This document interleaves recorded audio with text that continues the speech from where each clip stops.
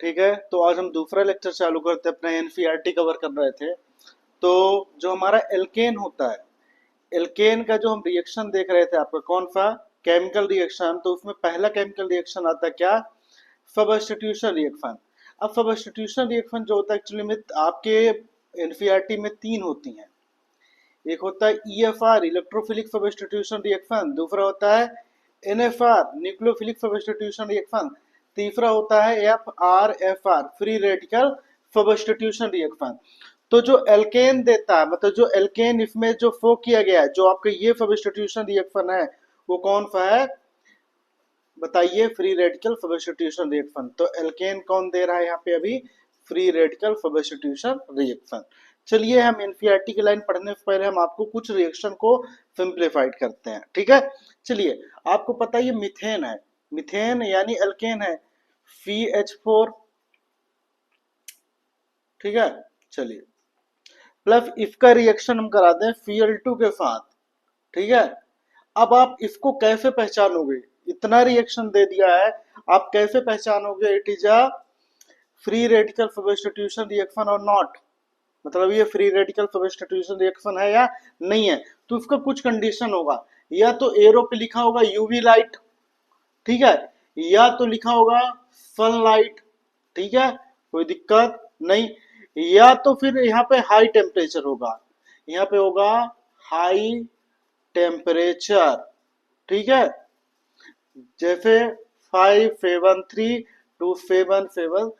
Calorie, ठीक है। तो आपको यहाँ पे रिएक्शन दे दिया और लिख दिया यूवी या सनलाइट या हाई टेम्परेचर कर दिया, तो आप समझ लेना वो कौन सा रिएक्शन की बात कर रहा है, फ्री रेडिकल सब्स्टिट्यूशन रिएक्शन। समझ में आया कि नहीं आया, इतनी बातें हमें कोई प्रॉब्लम नहीं। चलिए, अब बात यहाँ पे आ जाती है कि ज्यादातर केस में वो क्या देगा आपको, या तो सनलाइट दे देता है या यूवी लिख देता है। 99% के केस में वो यूवी लिखता है, कोई दिक्कत नहीं। चलिए, अब देखना यहाँ पे क्या होगा, ये रिएक्शन कैसे प्रोफिट होता है हम आपको बता दें यहाँ पे, कि जैसे फॉर एग्जांपल के लिए ये जो हाइड्रोजन है ये यहाँ से निकल गया, तो बचा क्या, कार्बन, H H H, ठीक है।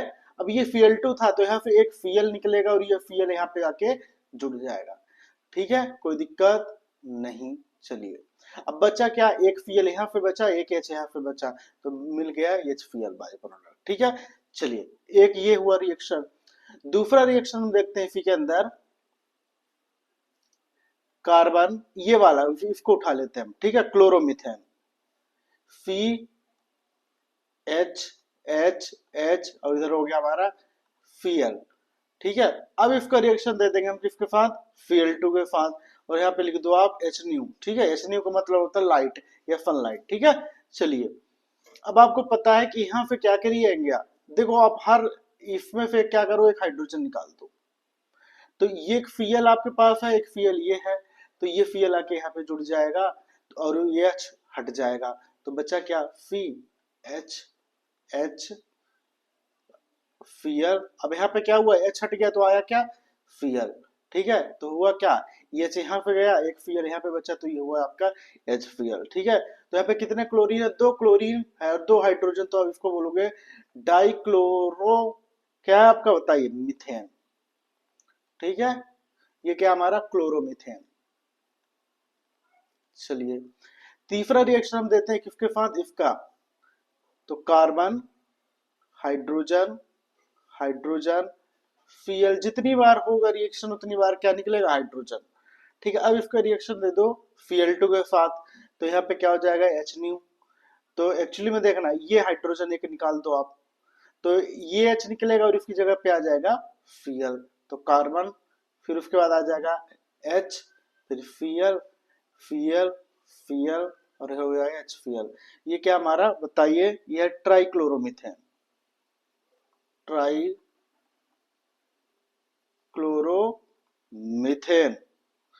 फिर उसके बाद आ जाएगा हमारा नेक्स्ट एक रिएक्शन और देखते हैं,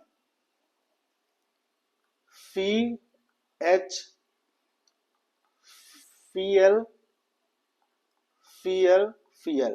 अब इसका रिएक्शन तुम करो जरा, बताओ क्या होगा, इधर प्रोडक्ट बनेगा, हम्म, बोलो।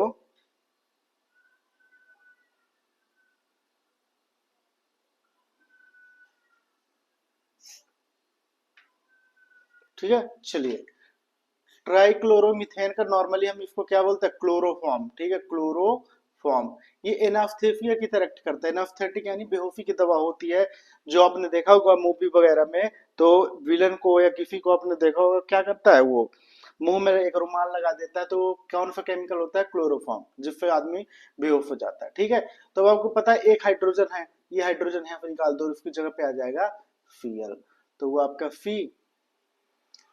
Cl, Cl, Cl और Cl। ठीक है, ये वो आपका HCl। तो ये क्या हमारा टेट्रा क्लोरोमीथेन। समझ में आया, कोई दिक्कत नहीं। चलिए, ठीक है। तो ये जो हमारा फ्री रेडिकल सब्स्टिट्यूशन रिएक्शन है, तो ये आपको रिएक्शन समझ में आए। तो फ्री रेडिकल सब्स्टिट्यूशन रिएक्शन ये क्या देता है हमारा, इसमें हैलोजिनेशन, एक देगा हैलोजिनेशन। ठीक है, एक मिनट यार, हैलोजिनेशन। ठीक है, हैलोजिनेशन का मतलब होता है या तो X2 लगे, X2, ठीक है, एडिशन ऑफ X2। समझ में आया। अब X2 मतलब हैलोजन फैमिली, तो यहाँ पे आ जाएगा क्लोरीनेशन, ब्रोमिनेशन, आयोडोनेशन। समझ में आया। और एक होगा आपका फ्लोरीनेशन, F2। ठीक है, चलिए। फ्लोरीनेशन जो होता है बहुत ही स्पीड होता है इसका, यानी इसको कंट्रोल करना नॉर्मली बस की बात नहीं होती। यानी क्या होता है, too violent to be controlled. ठीक है, ये बहुत ही फास्ट होगा, इसको कंट्रोल करना मुश्किल मुश्किल है। ठीक है, ये नॉर्मल होगा, ये नॉर्मली एज यूजुअल जैसे नॉर्मली रिएक्शन होते हैं ये होगा। आयोडीनेशन बहुत ही स्लो होगा। तो इसको फास्ट करने के लिए, इसको हम फास्ट करने के लिए इसमें ऐड कर देंगे HiO3। ठीक है, और HNO3। समझ में आया। फ्री रेडिकल सब्स्टिट्यूशन रिएक्शन के अंदर कौन सी रिएक्शन आता है, हैलोजिनेशन, यानी X2 का एडिशन हुआ। X2 मतलब F2Cl2Br2I2। ठीक है, F2 जो होता है फ्लोरीन, जो होगा फ्लोरीन के साथ रिएक्शन जब दोगे आप, ठीक है, एल्केन का, तो क्या होगा, बहुत ही वायलेंट होता, बहुत ही अनकंट्रोल्ड रिएक्शन होगा, इसलिए हम ये रिएक्शन नहीं कराते। फिर क्लोरीन ब्रोमीन ये रिएक्शन देंगे, आयोडीनेशन भी रिएक्शन देगा, बहुत फ्लो होगा। तो इस रिएक्शन को फास्ट करने के लिए हम क्या करेंगे, HiO3 या HNO3 उसमें ऐड कर देंगे। समझ में आया। जैसे फॉर एग्जांपल के लिए हम कहना चाह रहे हैं आपको कि CH4 plus Cl2, it is a chlorination, तो इधर हो गया CH3Cl प्लस HCl।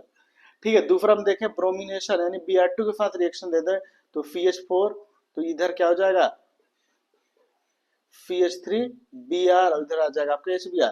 ये दो रिएक्शन देंगे। बट अगर जो हम आपसे बोले CH4 प्लस F2 और यहाँ पे HCl लिख दी, ये रिएक्शन बहुत ही वायलेंट होगा, बहुत ही एक्सप्लोजिव रिएक्शन होगा। ठीक है, तो ये रिएक्शन हम नहीं कराते। फिर आता है हमारा CH4 प्लस आयोडीनेशन, I2 के साथ रिएक्शन देंगे HNu, तो ये रिएक्शन ऐसे नहीं होगा, ये रिएक्शन बहुत ही स्लो होगा, वेरी स्लो। और ये इतना स्लो होगा कि ये रिएक्शन रिवर्सिबल होगा। रिवर्सिबल का मतलब आगे भी और पीछे भी। आगे का मतलब क्या है कि जब रिएक्टेंट सफिशिएंट होगा, I2 सफिशिएंट होगा, तो प्रोडक्ट अच्छे से बनाएगा, गुड एल्ड रहेगा, एक अच्छा प्रोडक्ट बनेगा, ज्यादा एल्ड रहेगा। ठीक है, अगर जो हमारे पास रिएक्टेंट कम है, तो वो बैकवर्ड रिएक्शन शिफ्ट हो जाएगा। ठीक है, यानी अपना जो क्या बोलते हो प्रोडक्ट है वो कम बनने लगेगा। ठीक है, तो इधर बनेगा CH3I, फिर HI। ठीक है, चलिए। अब इसका हम थोड़ा सा यहाँ पे आपको बता दें कि यही पे हमने बोला ना क्या, कि आयोडीनेशन जब हम कराएंगे एल्केन का, तो वो रिएक्शन रिवर्सिबल होगा। रिवर्सिबल यानी आगे की तरफ और पीछे की तरफ, फॉरवर्ड और बैकवर्ड डायरेक्शन। ठीक है, रिवर्सिबल का मतलब ये होता है कि जब हमारा ये रिएजेंट सफिशिएंट होगा, जितना चाहिए, तो ये हमारा प्रोडक्ट अच्छा अमाउंट में बनेगा, गुड यील्ड में। ठीक है, बट अगर जो ये कम होगा, तो ये जो हमारा प्रोडक्ट है वो कम बनेगा और रिएक्शन बैकवर्ड शिफ्ट हो जाएगी। ठीक है, चलिए। तो इस रिएक्शन को फास्ट करने के लिए क्या, हम फास्ट करने के लिए क्या ऐड करेंगे, HiO3। HiO3 को क्या बोलता है, आयोडिक एसिड, आयोडिक ए फिर, ठीक है। अब देखो एक्चुअली में क्या होगा यहाँ पे, HiO3 हमने ऐड कर दिया, और आपको पता है यहाँ पे क्या है हमारा, बताइए, जब बाई प्रोडक्ट क्या बना, HI, ठीक है।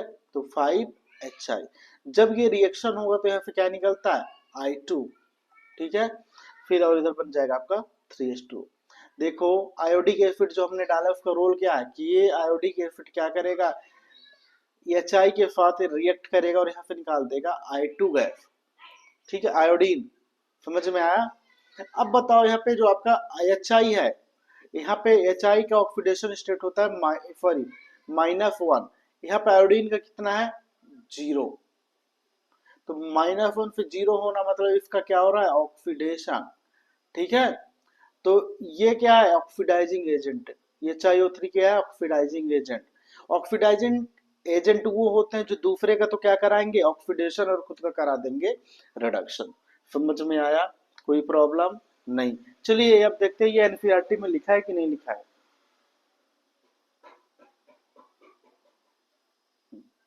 ये देखो,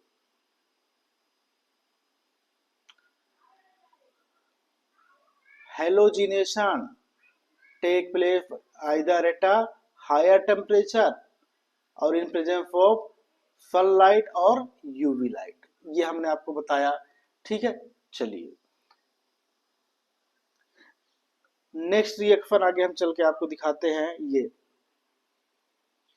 ठीक है। ये हमने बोला CH4 Cl है, तो एक Cl यहाँ पे निकलेगा और ये यहाँ पे जाके जुड़ जाएगा, ठीक है।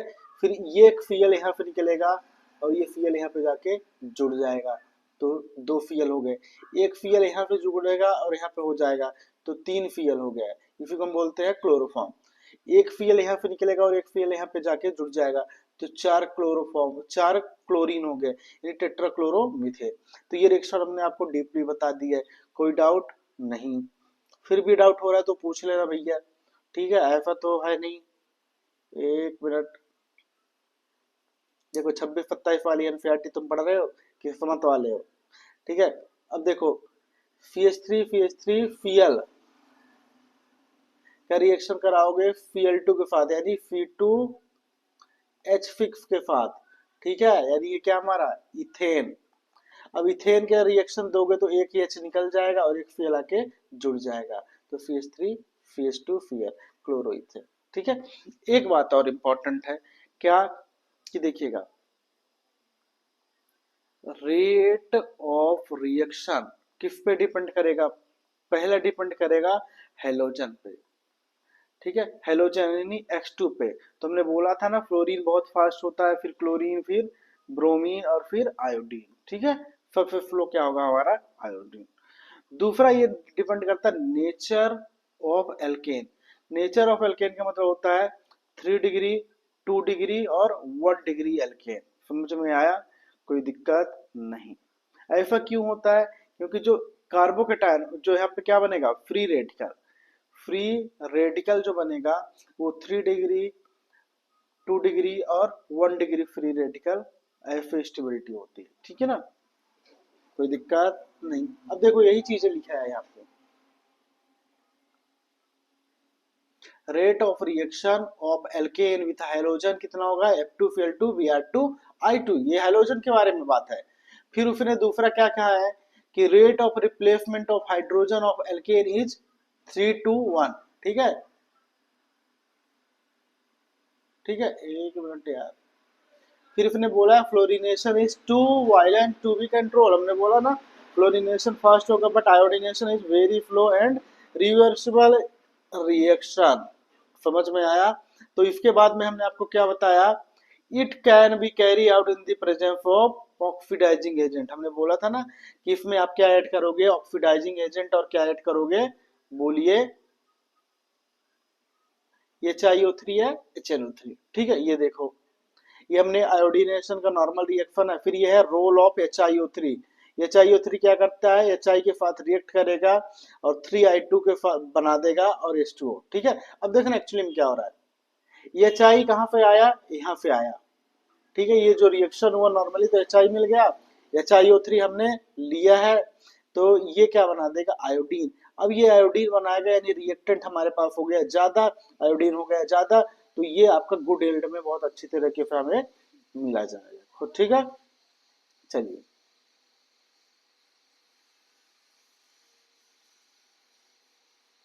हमने आपको बताया कि हेलोजिनेशन क्या, हेलोजिनेशन क्या है, free radical reaction, free radical substitution reaction. इसमें तीन स्टेप होते हैं, इनिशिएशन, प्रोपोगेशन एंड टर्मिनेशन।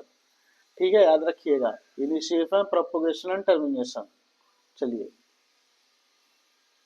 चलिए, तो पहला स्टेप क्या होता है, इनिशिएशन। इनिशिएशन में जो हमारा रिएजेंट है, ये क्या है, रिएजेंट Cl2, उसका होमोलिसिस होगा, होमोलिसिस यानी टूट जाएगा। तो होमोलाइसिस का मतलब होता है अपने अपने जज्बात लेकर भाग जाओ, जो ब्रेकअप होता है ना, दो तरफ के ब्रेकअप होते हैं, समझ में आया। एक में क्या होते हैं कि एक दूसरे के पीछे रोना, हम्म, वो मेरा नहीं तो क्या उससे मोहब्बत है तो है, ठीक है। तो दूसरा वाला क्या होता है, अरे भैया तू जा, हम भी टाइम पास कर रहे थे, तू भी टाइम पास कर, है। तो ऐसे केस को बोलते हैं हम होमोलिसिस, यानी कोई किसी की इमोशन की कदर नहीं करता, अपने अपने इलेक्ट्रॉन लेकर चले जाते हैं। तो आपको पता है एक Cl ये है, एक Cl ये है। अब देखो ना, हम कुछ चीज तुम्हें बताना चाह रहे हैं कि अब दो बॉन्ड है तो वो कुछ इलेक्ट्रॉन से मिलकर बने होते हैं, तो एक इलेक्ट्रॉन इस क्लोरीन का होगा, एक इलेक्ट्रॉन इधर का होगा। अब बॉन्ड टूटेगा, रिश्ते टूटेंगे, तो यहाँ पे क्या होगा, ऐसे रिश्ते टूटेंगे, ये अपने क्लोरीन लेकर चला जाएगा, अपना इलेक्ट्रॉन लेकर चला जाएगा, और ये अपना इलेक्ट्रॉन लेकर चला जाएगा। ऐसे ब्रेकिंग, ऐसा बॉन्ड ब्रेकिंग जिसमें अपने अपने इलेक्ट्रॉन लेकर चले जाना, इसको बोलते हैं हम होमोलाइसिस। ठीक है, होमोलाइसिस वगैरह ये सब हमने आपको डिटेल्स में रिएक्शन मैकेनिज्म में बताया है। हम फिर से कहते हैं, जो 2027 वाले बच्चा एक बार कमेंट करिए, या तो फिर आप ढूंढ नहीं पा रहे हो तो हमें बताना, तो हमने ये 2027 को बहुत डिटेल्स में वीडियो बना के रखा है। ठीक है, चलिए, तो देखो यहाँ पे ऐसे टूटेगा, तो ये Cl क्या क्या हुआ, क्लोरीन का फ्री रेडिकल बन गया, कोई दिक्कत नहीं। अब चलिए, क्लोरीन का फ्री रेडिकल बनता है, तो ये क्लोरीन का फ्री रेडिकल जो बना है, ये किसके साथ जुड़ेगा, CH4 के साथ, तो ये हमारा बन गया, एक हाइड्रोजन यहाँ से निकाल देगा। ये क्लोरीन यानी CH4 ऐसा है, H H H और H। अब इधर से क्लोरीन फ्री रेडिकल आएगा, तो क्या करेगा, इधर से H निकाल देगा, ठीक है, और खुद बना लेगा HCl, तो बन गया CH3 फ्री रेडिकल, यानी मिथाइल फ्री रेडिकल। ठीक है, अब ये मिथाइल फ्री रेडिकल क्लोरीन के साथ यानी Cl2 के साथ क्या करेगा, रिएक्ट करेगा, तो इस फ्री रेडिकल के साथ Cl यहाँ पे आके जुड़ जाएगा। ठीक है, तो CH3 Cl हो गया, कोई दिक्कत नहीं, और ये क्लोरीन फ्री रेडिकल बन गया। तो ये था प्रोपोगेशन। इनिशिएशन में क्या होता है, होमोलिसिस होता है, क्लोरीन फ्री रेडिकल बनता है। प्रोपोगेशन में क्या होता है, मिथाइल का फ्री रेडिकल बना, फिर वो मिथाइल आगे चल के क्लोरोमिथाइल बनाया। ठीक है, चलिए नेक्स्ट देखिए, chlorine and methyl free radical, ये छोड़ो, इसको गोली मारो, पढ़ने की जरूरत नहीं है। हाँ देखो,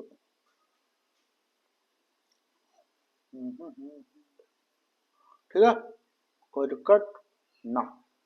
अब देखो ये तीसरा स्टेप है, ये वही मल्टीपल वाले हैं भैया, कि तुम्हारा कहाँ गया यार, एक मिनट। हम्म,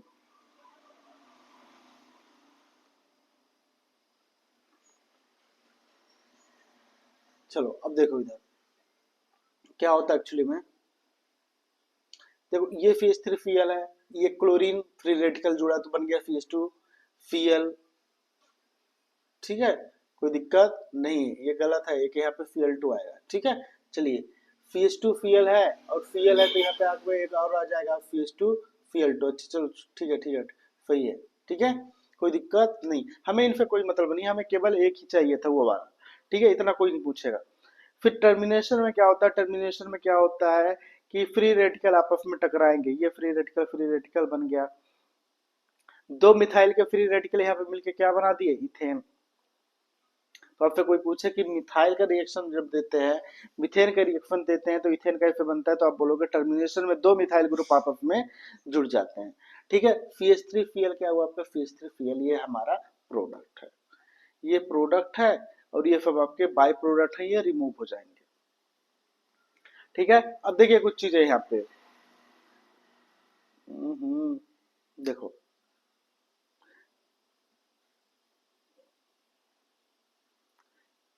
कुछ चीजें देखो।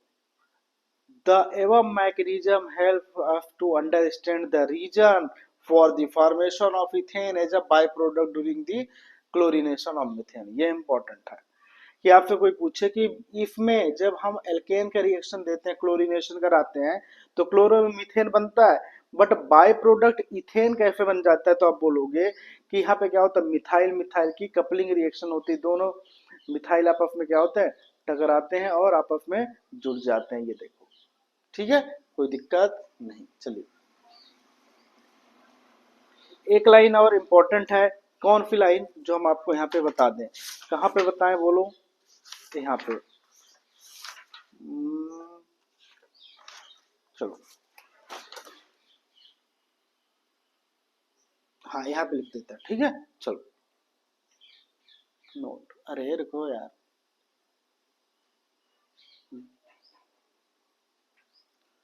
लोअर एल्केन, लोअर एल्केन में भी स्पेशली हम किसकी बात करें, मीथेन एंड इथेन की, ठीक है, याद रखना। लोअर एल्केन में भी हम किसकी बात कर रहे हैं, मीथेन और इथेन की। वो कौन से रिएक्शन नहीं देते हैं, अरे नाइट्रेशन यानी, और दूसरा सल्फोनेशन नहीं देते, ठीक है। हमारे कहने का मतलब जैसे मीथेन हो गया, CH4 का रिएक्शन आप देखोगे किसके साथ, HNO3 के, HNO3 मतलब नाइट्रेशन, या तो दूसरा क्या है, किसके साथ रिएक्शन दोगे आप, क्या बोलते हैं, H2SO4 के साथ, तो ये रिएक्शन नहीं देगा, नो रिएक्शन। यानी जो लोअर एल्केन हो गए, लोअर एल्केन जैसे मीथेन इथेन, वो नाइट्रेशन यानी HNO3 और सल्फोनेशन यानी H2SO4, ये रिएक्शन नहीं देते। यानी लोअर एल्केन नाइट्रेशन और सल्फोनेशन नहीं देते, ऐसा क्यों, उसका रीजन है। रीजन पहला नंबर वो है कि जो कार्बन और hydrogen bond, carbon hydrogen bond क्या होता है, स्ट्रेंथ इज हाई, ठीक है। जो कार्बन हाइड्रोजन का जो बॉन्ड स्ट्रेंथ होता है वो हाई होता है। भाई जाहिर सी बात है, एक छोटी सी लकड़ी है, एक बड़ी सी लकड़ी है, तो तोड़ने में किसे आसानी रहेगी, बड़ी वाले को, छोटे वाले को तो तोड़ नहीं सकते हो, तोड़ने में दिक्कत होगा। तो कार्बन हाइड्रोजन बॉन्ड स्ट्रेंथ क्या होती है, इसकी हाई होती है। आप ये कॉन्सेप्ट से नहीं समझ पा रहे हो, हम समझ गए। एक काम करो, ऐसा एक एक ऐसी डिब्बी है, उसमें वो क्या है आपके, वो क्या बोलते हैं उसको, चलो एक ही है, एक लकड़ी है एक, ठीक है, एक, दूसरी और दूसरे पास है तीन, तो उसको तोड़ोगे कैसे, जो तोड़ेगा, जो मतलब इजी कौन सा होगा, पहले वाले को तोड़ सकते हो, तीन वाले को तो तोड़ नहीं सकते। तो कार्बन हाइड्रोजन बॉन्ड स्ट्रेंथ क्या होती है, हाई होती है। दूसरा जो आपका रेडिकल होगा, याद रखना, less stable, less stable radical, ठीक है, समझ में आया। ये दो मेन रीजन होते हैं। आपको पता है कि जो स्टेबिलिटी ऑफ रेडिकल होती है वो क्या होती है, 3 degree radical, 2 degree radical, 1 degree radical, then CH3 radical.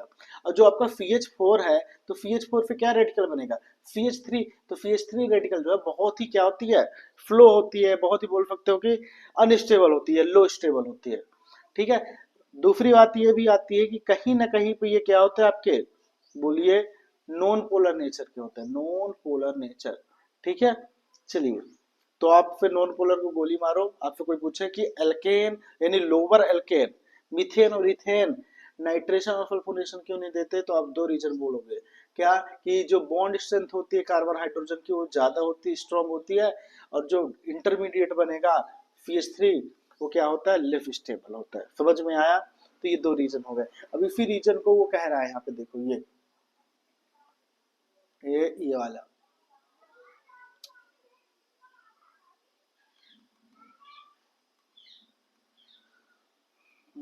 एक मिनट, लो देखो, lower alkane do not undergoes nitration and sulphonation reaction, ठीक है।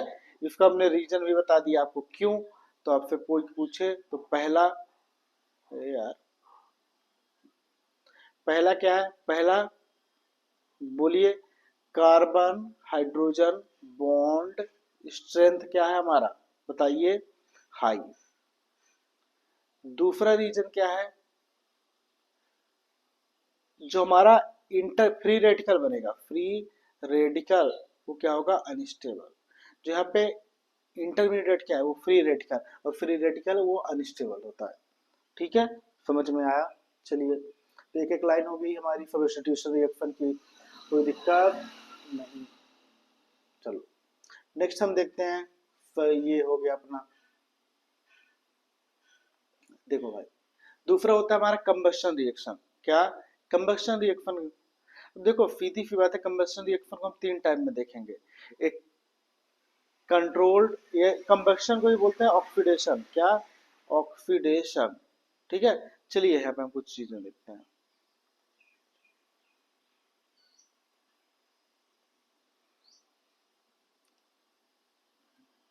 कंबस्शन रिएक्शन, इसी को बोलेंगे हम आपका कंट्रोल्ड, सॉरी कंट्रोल नहीं यार, केवल आप बोलो ऑक्सीडेशन। किसी भी चीज का जलना ही क्या कहलाता है, उसका ऑक्सीडेशन। ठीक है, कंबस्शन या ऑक्सीडेशन सेम चीजें हैं। इतनी बातें हमें समझ में आई कि नहीं आई, बोलिए। अगर जो इतनी बातें हमें समझ में आ गई तो इस रिएक्शन को समझने के लिए कोई भी दिक्कत नहीं आएगी। तो जो कंबस्शन रिएक्शन होते हैं, कंबस्शन रिएक्शन को हम तीन पार्ट में देखेंगे। एक होता है आपका complete combustion, complete combustion reaction. ठीक है, दूसरा हम देखेंगे आप इनकम्प्लीट। ठीक है, समझ में आया। तीसरा आप देखोगे इसी को, एक मिनट यार, तो एक मिनट, कंट्रोल कंबस्शन की बात में हम करें, एक मिनट यार ये क्या हो रहा है, चलो अब आएगा। ठीक है, तो कंप्लीट कंबस्शन रिएक्शन के बारे में हम बात करते हैं। एक देखो कंबस्शन नाम का तुम्हें दिक्कत हो जाता है, कंबस्शन रिएक्शन पढ़े, देखो यार कितना खतरनाक है कंबस्शन ऑक्सीडेशन। तो इसका एक ट्रिक है, CnH2n+2 plus 3n+1 upon 2O2। ठीक है, तो ये बनाएगा हमारा NCO2 और N+1H2। ठीक है, याद रखना कंप्लीट कंबस्शन रिएक्शन का एक जनरल इक्वेशन है, क्या, CnH2n+2 plus 3n+1 upon 2O2 NCO2 N+1H2। ठीक है, अब देखो n क्या है, number of carbon, number of carbon. चलिए देखते हैं कुछ क्वेश्चन यहाँ पे। चलो फॉर एग्जाम्पल के लिए CH4, CH4, इस CH4 में कार्बन कितना है, एक है, तो n की वैल्यू कितनी हुई, 1। समझ में आया कि नहीं। ठीक है, चलो देखते हैं CH4 का रिएक्शन। अब देखो हम तुम्हें केवल हमें ये पता चलेगा कि हम रिएक्शन किसका करा रहे हैं, तो आगे चल के हम खुद बना लेंगे। तो इधर क्या हो जाएगा, 3, n क्या है 1, 3 इंटू 1 प्लस 1 अपॉन 2, इधर आ जाएगा O2।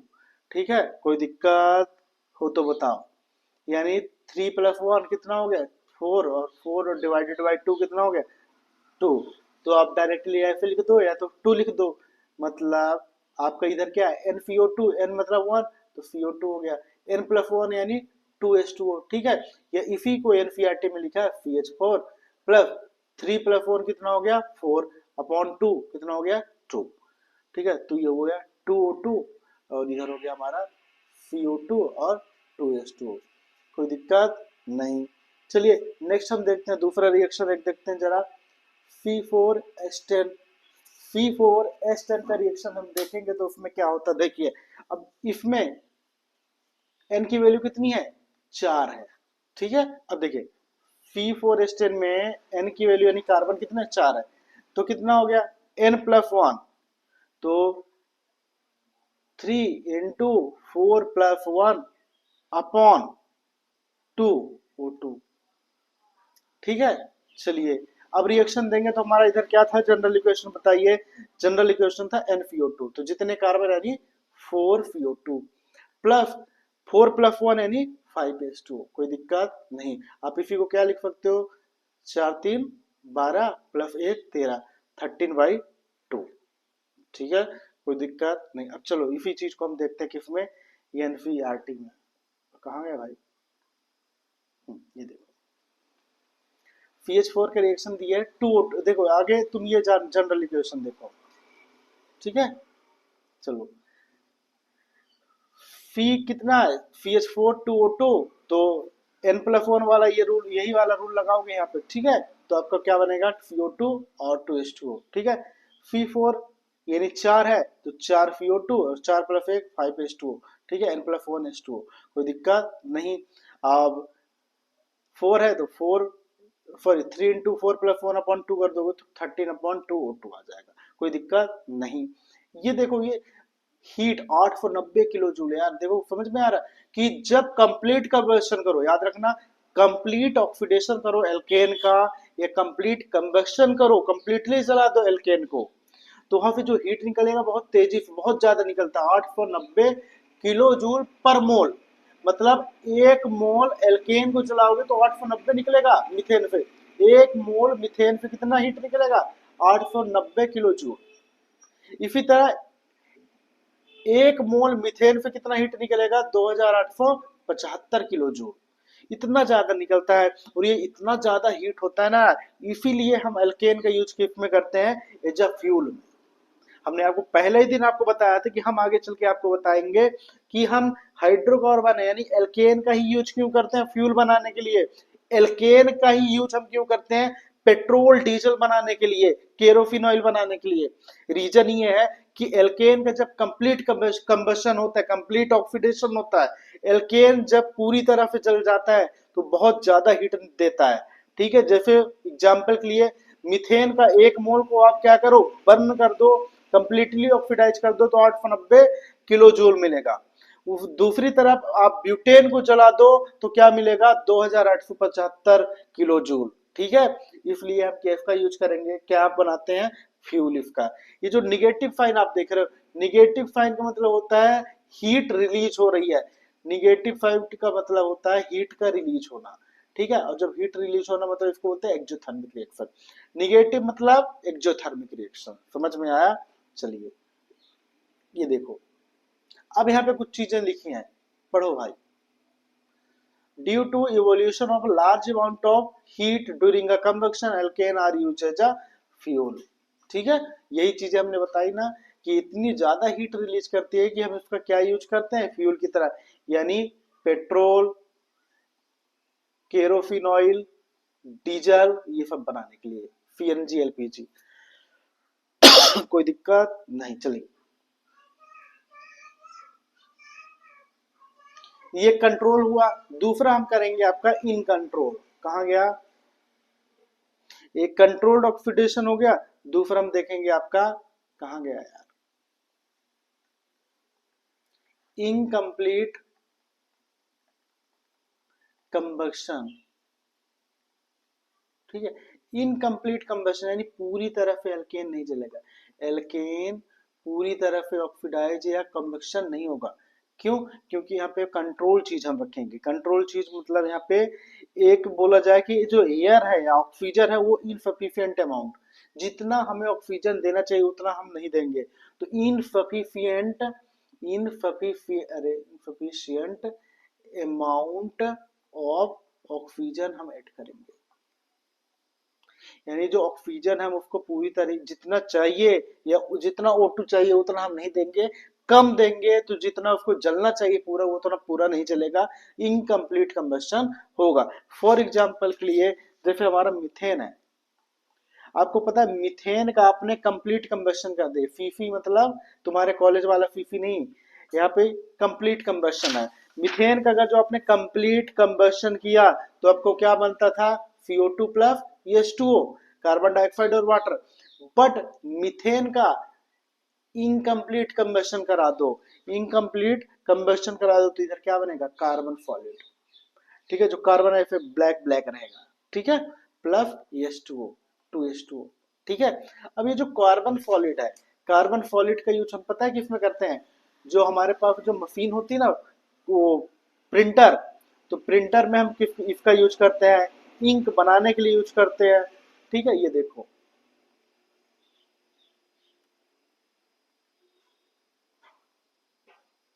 during a incomplete combustion of alkane ठीक है, मैंने ये भी बताया कि कैसे होगा, इनसफिशिएंट अमाउंट ऑफ एयर और डाई ऑक्सीजन। ठीक है, कार्बन ब्लैक बनेगा, यानी कार्बन ब्लैक इसको बोलते हैं, ठीक है, सी एफ को, ठीक है, सी एफ, इसको कार्बन सॉलिड या कार्बन ब्लैक बोलो।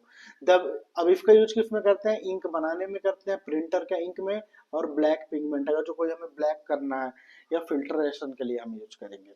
ठीक है, कोई दिक्कत नहीं।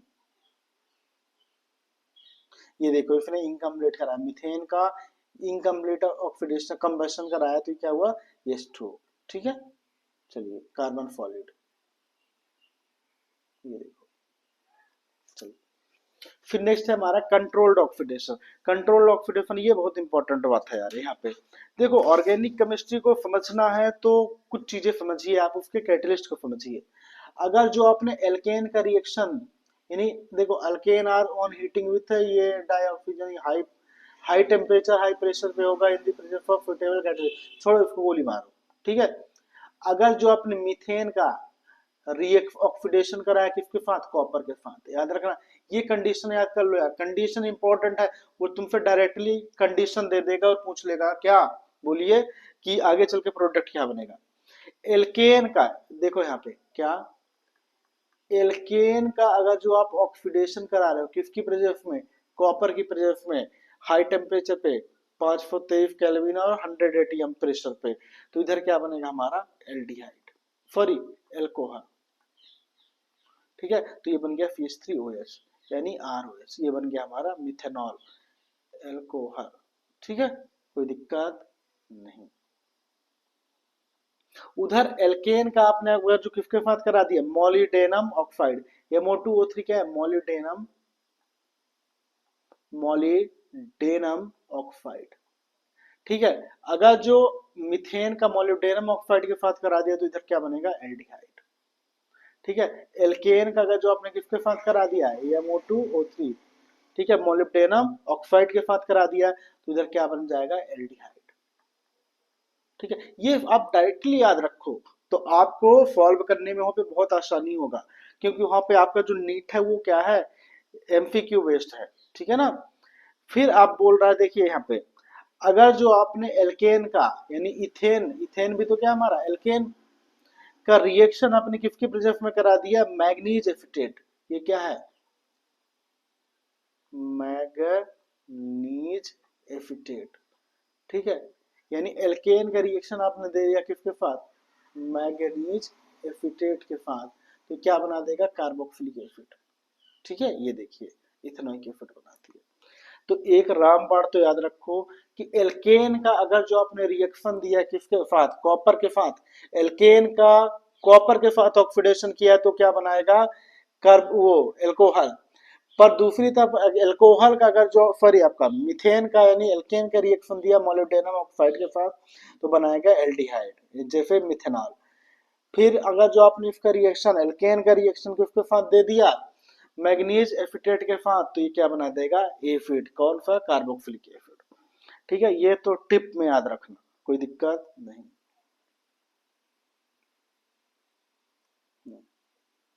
एक इंपॉर्टेंट बात कि जो नॉर्मली एल्केन होते हैं, ऑर्डिनरी एल्केन, वो ऑक्सीडेशन रजिस्ट करते हैं किसके साथ, KMnO4 के साथ।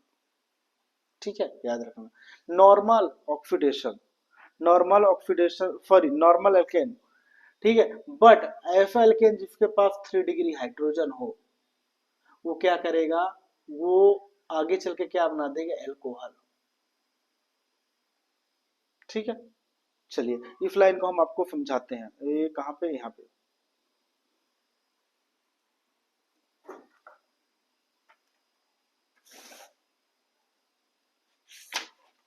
चले, कोई दिक्कत, देखो वो ये कहना चाह रहा है भाई कि जो हमारे पास कोई ऐसा, जैसे C H, CH3, CH3, CH3, ये क्या हमारा 3 डिग्री कार्बन है कि नहीं है, ये 3 डिग्री कार्बन, और इस 3 डिग्री कार्बन के पास एक हाइड्रोजन है, कोई दिक्कत नहीं। अब वो बोला भैया KMnO4 के साथ अगर जो तुमने ऑक्सीडेशन किया, आपको भी पता है KMnO4 एक ऑक्सीडाइजिंग एजेंट है, अगर जो आपने टर्सरी टर्सरी एल्केन का क्या टर्फरी एल्केन का KMnO4 के साथ ऑक्सीडेशन किया, टर्फरी एल्केन का KMnO4 के साथ ऑक्सीडेशन किया तो उधर क्या बना देगा, कीटोन।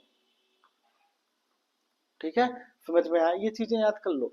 टर्सरी एल्केन का रिएक्शन आपने KMnO4 के साथ दिया तो बनाएगा कीटोन, मतलब CH3 CH3 CH3 और इधर हो जाएगा आपका OH। ठीक है, इसको तुम तो डायरेक्टली लिखो जो एनसीईआरटी थी, CH3 3COH। ठीक है, कोई दिक्कत नहीं। देखो इधर, एक मिनट यार, ये क्या बोल दिया मैं, गलती हो गई, सॉरी सॉरी, तभी तो ये यहाँ पे गलती है, बाकी ठीक नहीं। ये क्या बनाएगा हमारा, एल्कोहल, क्या, एल्कोहल। ठीक है, याद रखना कि टर्सरी एल्केन का, याद रखना टर्सरी एल्केन का अगर जो आप ऑक्सीडेशन करते हो, टर्फरी एल्केन का KMnO4 के साथ ऑक्सीडेशन देते हो तो आपको प्रोडक्ट क्या बनेगा, एल्कोहल। याद रखना टर्सरी एल्कोहल का रिएक्शन दोगे KMnO4 के साथ, यानी ऑक्सीडेशन करोगे तो बनेगा आपका एल्कोहल। ये देखो,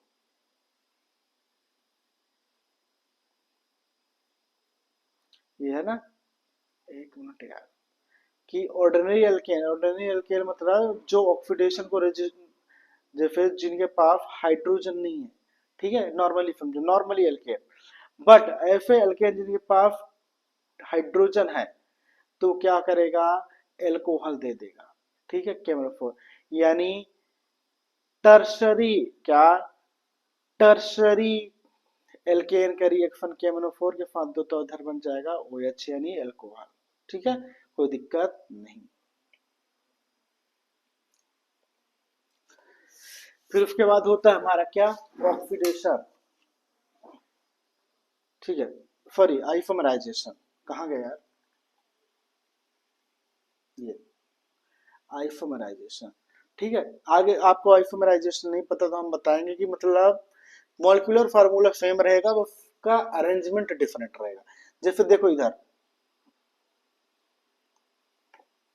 एक मिनट एक मिनट एक मिनट,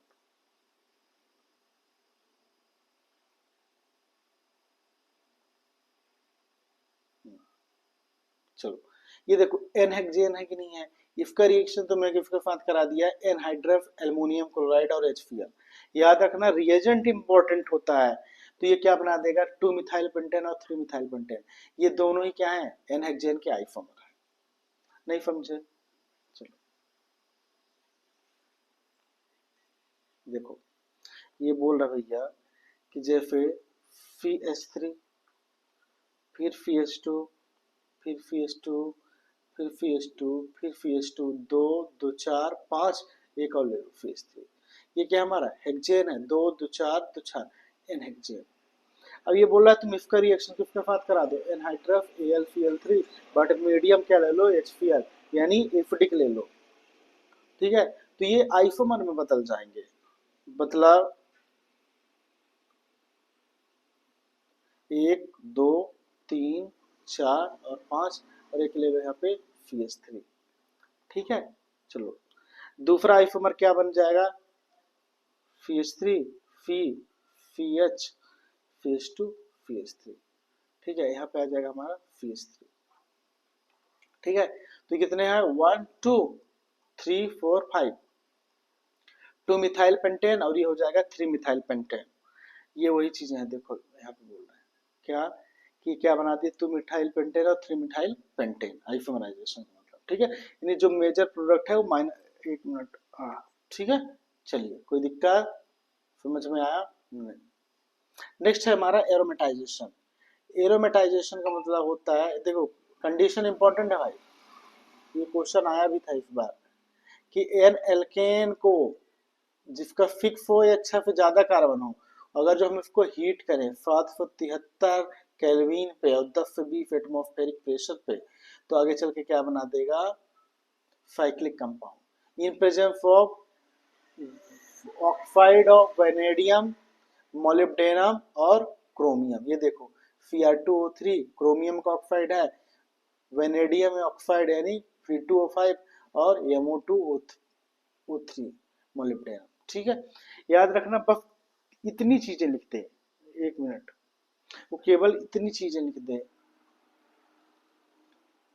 एन हेक्सेन, ठीक है, और यहाँ पे लिख दे हाई टेम्परेचर और हाई प्रेशर, और यहाँ पे लिख दे वो Fr2O3, या Fr लिख दे, या Vl लिख दे, या मोलिब्डेनम लिख दे।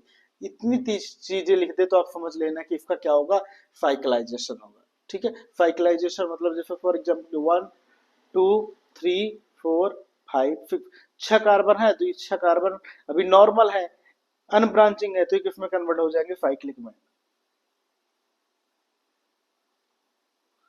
ठीक है, कोई दिक्कत नहीं, समझे, कोई प्रॉब्लम। चलिए, एक बात हमें समझ में आई, तो दूसरा क्वेश्चन हम करते हैं।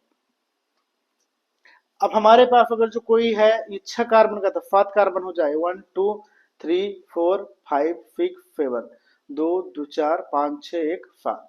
अब इसका हम क्या करा दें, Cr2O3 के साथ रिएक्शन, ठीक है, और किसमें 773 केल्विन और 10 to 20 एटीएम में। तो क्या बनेगा, आपको पता 6 का तो हो जाएगा साइक्लाइजेशन, मतलब ऐसे हो जाएगा। ठीक है, ये 1 2 3 4 5 6, अब इधर क्या चला जाएगा आपके, उधर बोलो, इधर हो जाएगा CH3। ठीक है, तो ये बन गया हमारा टॉलिन। देखो, टॉलिन C7H4A8 is a methyl derivative of benzene. Which alkane do you suggest for the preparation of टॉलिन? टॉलिन के लिए कौन सा एल्केन चाहिए हमें बताइए, एनहेप्टेन। ठीक है, चलिए, ये देखो इसने नॉर्मली एनहेक्सेन से क्या बना दिया, बेंजीन। ठीक है, कोई दिक्कत नहीं। नेक्स्ट, रिएक्शन विथ स्टीम, यानी नॉर्मली आप कहाँ गए यार, हाँ ये देखो, मीथेन का रिएक्शन दोगे किसके साथ, वाटर के साथ, याद रखना, मीथेन का रिएक्शन दोगे किसके साथ, वाटर के साथ। मीथेन का रिएक्शन वाटर के साथ दोगे किसके प्रेजेंस में, निकल के प्रेजेंस में, तो कार्बन मोनोऑक्साइड बनाएगा, याद रखना, और वाटर बना देगा। मीथेन का रिएक्शन वाटर के साथ दोगे निकल के प्रेजेंस में, तो कार्बन मोनोऑक्साइड और वाटर बनाएगा। और ये जो मेथड यूज होते हैं किसके लिए यूज करते हैं बताइए, use for the industrial preparation of dihydrogen gas. यानी अगर जो हमें हाइड्रोजन गैस बनाना है, इंडस्ट्री में हाइड्रोजन गैस बनाना है, तो कौन सा मेथड यूज करते हैं, यही मेथड। ठीक है, कोई दिक्कत नहीं। चलो, पायरोलिसिस का मतलब समझते हो, देखो कहाँ गया, एक मिनट यहाँ पे। चलो, हमारे पास क्या है, कांच है, ठीक है, शीशा, इसको तुम गर्म करो, हीट कर दो, तो ये टूट जाए, क्रैक हो जाए, तो फिर बोलोगे आप पायरोलिसिस। ठीक है, ये देखो, higher alkane on heating to higher temperature decompose into lower alkane। ये जो हायर अल्केन होता है उसको तोड़ो, उसको हीट करो, तो छोटे छोटे अल्केन में टूट जाएंगे। और इफ डिकम्पोजिशन को याद रखना, such decomposition reaction into smaller fragment by the application of heat is known as pyrolysis या क्रैकिंग। अब देखो, ये बोल रहा है हायर अल्केन छोटे छोटे अल्केन में टूट जाएंगे। अब बताइए, एक मिनट यार, ये ठीक है, इसको देखो, C6H14 एन हेक्सेन है, क्या, एन हेक्सेन, 6 कार्बन है कि नहीं है, बोलो, कोई दिक्कत नहीं। ठीक है, चलिए, 6 कार्बन है, अरे यार ये क्या हो गया,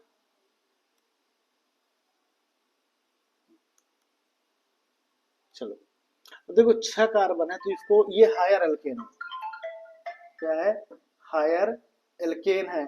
इस हायर एल्केन को हम छोटे छोटे पार्ट में डिवाइड कर दें, समझ में आया, कि इस हायर एल्केन को हम छोटे छोटे पार्ट में डिवाइड कर, एक मिनट कहाँ गया,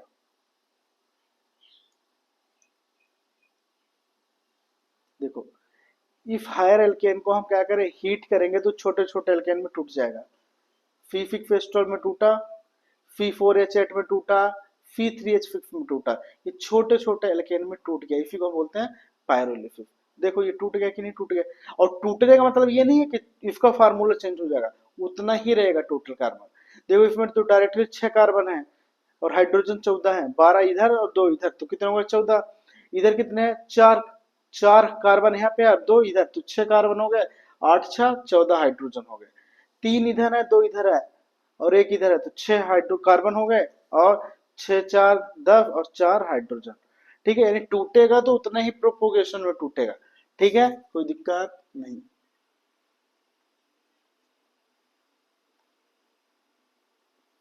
ठीक है, 1 मिनट। चलो, ये देखो एक चीज यहाँ पे लिखी है उसने, क्या कि ये माना जाता है, हम ये मानते हैं कि पायरोलिसिस जो है एल्केन का वो क्या है, फ्री रेडिकल रिएक्शन। याद रखना, पायरोलिसिस क्या है, फ्री रेडिकल रिएक्शन है। जो ऑयल गैस होता है और petrol gas from the kerosene oil या पेट्रोल, वो क्या होता है, पायरोलिसिस ही किया जाता है। ठीक है, ये याद रखो। Example, dodecane a constituent of kerosene oil. ठीक है, याद रखना, डोडेकेन, डोडेकेन यानी C12H26, ये किसका पार्ट होता है, ये केरोसिन ऑयल का एक पार्ट है, जो मिट्टी के तेल है उसका एक पार्ट होता है। इसको जब हीट कर दो 973 केल्विन पे प्लेटेनियम पैलेडियम या निकल की प्रेजेंस में, तो क्या देगा, हेप्टेन और पेंटेन और छोटे मोटे अदर प्रोडक्ट बना देगा। ठीक है, समझ में आया। ये तो इसको हम आपको पूरा आइसोमेरिज्म का एक चैप्टर पढ़ाएंगे। ठीक है, ये आ गया हमारा एल्कीन। तो एल्कीन हम क्या करेंगे नेक्स्ट चैप्टर में देखेंगे।